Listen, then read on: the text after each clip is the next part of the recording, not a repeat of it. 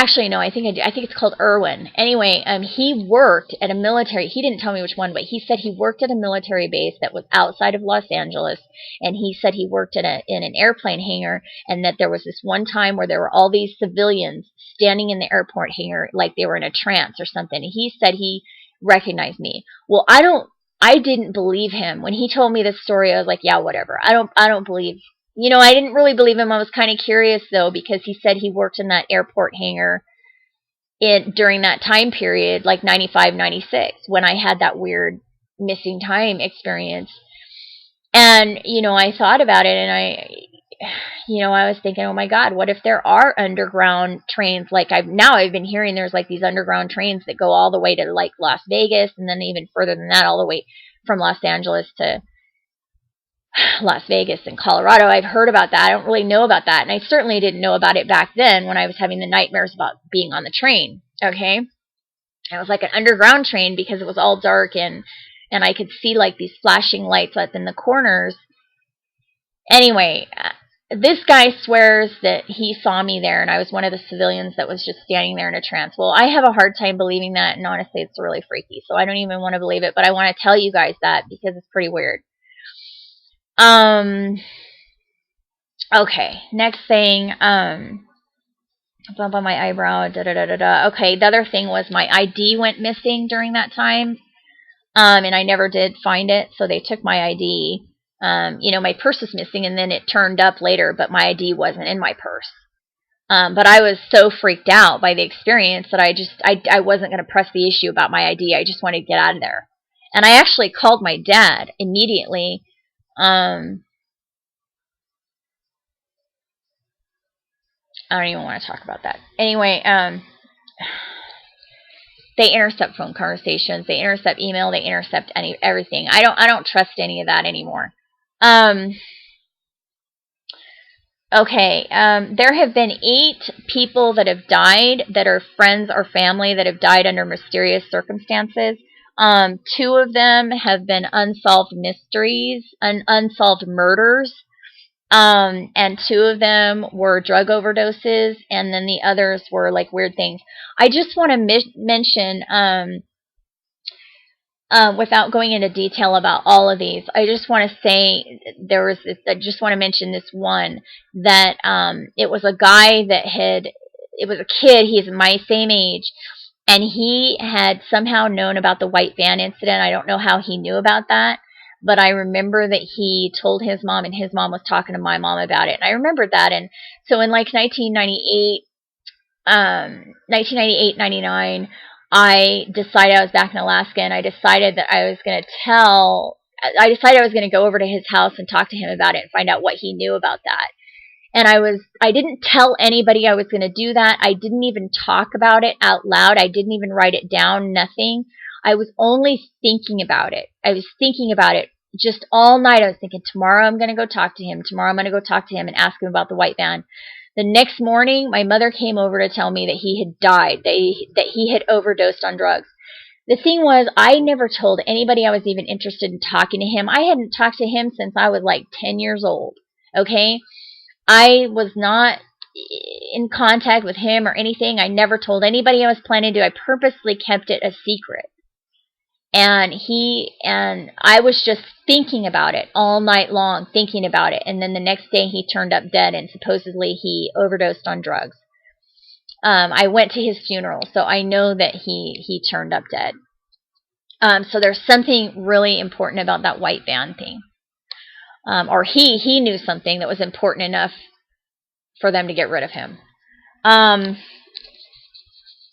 Okay, there was a guy that I met, now to talk about, I think they have some kind of technology that can alter the way that people look or alter the way their faces look, and I think it's some type of light bending technology. The reason I say that is because of what I just explained to you about the black figures that went through the yard. I think that was light bending technology. And then now this next thing that I'm going to tell you is about a guy that I was dating in like 1998. And it was in Northern California, and I'm sorry, 1997 in Northern California. And I was dating this guy, and he had this bright red hair, and he was very striking looking. And just for some reason, he just stopped talking to me, and the relationship was over. And a couple months later, I ran into his friends, and I asked them how he was doing. Well, they didn't know who I was talking about, and they didn't know him by his name, and they didn't know him by his description, and which I thought was really weird, because I saw him with them on several occasions. He was working with them. He was doing a show with them, and they didn't know him. It was really weird. I mean, it would be one thing if he lied to me about his name, which often happens when you're dealing with entertainers and stuff, but the fact that they didn't even recognize who I was talking about by the way that he looked, the fact that he had this bright red hair. And I wasn't in Hollywood. I was in Northern California, so it wasn't like I was dealing with a celebrity or something, or at least I didn't think I was. And these girls that I was talking to were really, really sincere girls. They weren't like, they had done a show with him, but they weren't like, they weren't like his buds or something like that. It was just these girls, and they were really super nice, and they honestly did not know who the heck I was talking about.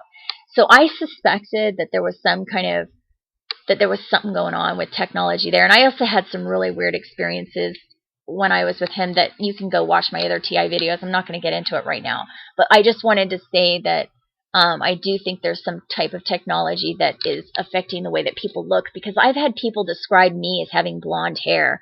I have brown hair. I have like medium to dark brown hair, and I've had people describe me as being blonde, redhead. I mean, it's just really, really insane to say that I'm blonde. I do not look blonde at all. So I suspect that this technology that alters the way that people look, that it's been used just a lot, and maybe people just don't realize it. I'm going to go ahead and skip ahead to 2009, because 2009 was when the next big episodes of excuse me, weirdness, I guess gang stalking you'd call it. In 2009, someone recorded me in my apartment and then played it back in a voicemail. And also, that was when the visions started. I'd never had visions before in my life, but the visions started in 2009. I moved 10 times in 2009 because I got really sick and I couldn't work, and then I lost my apartment, then I lost my car. I just lost everything in 2009, and like I said, I was moving around so much. And I got pregnant in 2009. Well, right around the time that I got pregnant, I was driving in my car, and I want to talk about this thing with the license plates, because there's these gang stalkers will they print messages on license plates, and then they put the license plate on a car, and then they cut you off in traffic. I know it sounds really weird, but that's not my fault. I'm telling you the truth. This is totally true. Because I remember this. I knew about it in like 95, 96, because they were doing it back then too. Like for example, I was going to dinner with this guy that I was dating, and we started talking about vampires, just a conversation in the car, and then this car pulled in front of us that had a license plate that said vampire, like VAMPIR. And that's only one example. I mean, there were several examples of this happening where it was just not coincidence, I promise you. But anyway, in 2009, right around the time that I got pregnant, I was driving on the freeway, and I got cut off by 3 vehicles. The first license plate said daddy, the second license plate said baby boy, and the third license plate said Eve, like EVE. Okay? And I just remembered that because I knew that they were cutting me off, and I knew that the license plates all said something, and I just knew that it was really weird. So then, like a month later, month and a half or whatever it was, I got this mysterious text message. I got a couple of mysterious text messages. First, I got a text message that told me I was pregnant. Okay, I didn't even know that I was pregnant. In fact, I didn't even know that I had missed my period yet. And so before I even knew that I had missed my period, I got a text message from someone saying that I was pregnant, and then I got another text message that said that the baby was implanted into me. So I don't remember the exact words they used. I don't remember if they said in vitro or implanted, but it was something to the effect of, you're pregnant and they implanted it into you. Okay? Very freaky, very weird. Um, then I had a dream. During the early stages of my pregnancy, I had a dream about what I thought was my son. And my son was all grown up, and he was just very handsome young man in my dream. And he was tall, and he had very, very dark hair and blue eyes. And he came walking towards me, and he said, "Hi, Mommy." And so, of course, I thought, oh my gosh, this is my child. I'm going to have a boy, and he's going to have dark hair and blue eyes. I was actually planning to name him Valentino. And let me tell you, when he came out, I was like, whoa, that is the wrong name, because he was so fair. But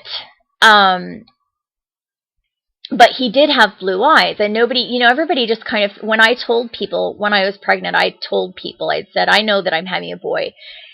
And they were like, but I never did have, I had a midwife, so I never did have like all these ultrasounds and stuff like that. I only had 2 in the very, very beginning. But then after that, I didn't want to harm my child. I was worried maybe the radiation would harm my child. So I didn't do that. I never had like the ultrasound that tells you whether you're having a boy or a girl, anything. I just knew that I was having a boy, and I knew he was going to have blue eyes. And when he was born, his eyes were open, and his eyes were open, wide open, and he had these blue eyes, and he was a boy. And I was just like, I knew it. I knew that I was going to have, but I never really told anybody the real reasons why I knew that. You know what I mean? And now I'm telling you the reasons why I knew that. And it's weird, but it's not my fault that it's weird. Please understand that this is not my fault. I'm just telling you the facts, okay? I'm sick of people attacking me, and just because I'm telling you the facts, okay? All right, so that was really, really weird circumstances of how I got pregnant. And the guy whose house that I was staying at, by the way, he had his tubes tied. He wasn't even able to be a father. Okay. So just recently, and that was, I had that dream about my son in 2009. Like early stages of my pregnancy, and just recently, you guys know I just recently moved to a new place, and there is a kid here that looks identical to that kid in my dream that I thought was my son. Very weird. Very, very weird to me. Okay, and I'm not imagining that. He looks identical to that kid that I thought was my son in my dream. I just want to point this out. I know for a fact they can send people dreams now, because in 2010, they started attacking me with what I now know are electromagnetic weapons. What happened was, in 2010, I was working for a high-profile corporation in New York City. Some people would say that I was really super lucky to get that job, because they were doing, really super high-profile celebrity events. They were dealing with prime ministers. I mean, we had the Secret Service there all the time. It was, major celebrities, major, movie premieres, just everything, you name it. And that's what I was doing. I was working in in an office there while I was pregnant, and then even after I had my baby, and my son was in daycare, and I found this daycare that I thought was the best daycare that I could find, that I could, and I couldn't afford it, okay, but that was just the best daycare that I could find, and I'm not going to leave my precious baby at just any place, okay, because trust me, I would still be in New York meeting and dealing with celebrities if I didn't care about where my son was. The reason that I went homeless after that was because my son was coming home from daycare with weird marks on his body, like marks that looked like they were made from a machine, okay? Like weird, and I don't even want to say. But I took my son out of that daycare for that reason. I quit that job. Well, after I quit that job and took my son out of daycare, I started getting severely attacked in my apartment, in my bed at night.